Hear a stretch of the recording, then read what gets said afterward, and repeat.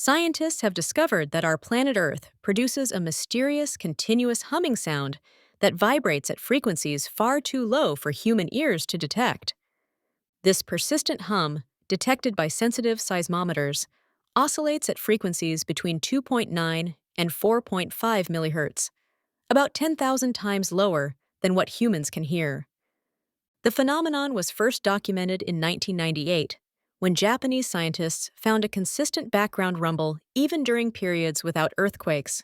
One leading theory suggests that the hum is generated by ocean waves colliding with the seafloor and each other, sending tiny vibrations through the planet. Atmospheric pressure changes and powerful ocean storms may also contribute to this global resonance pattern.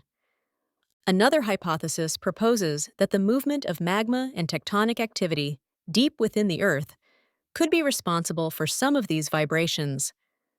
The hum's intensity varies slightly by season and is generally stronger in the Northern Hemisphere's winter months. Scientists continue studying this phenomenon, using a global network of seismic stations, hoping to better understand our planet's internal dynamics. This constant planetary hum serves as a reminder that Earth is a dynamic, living system, constantly resonating with complex geological processes.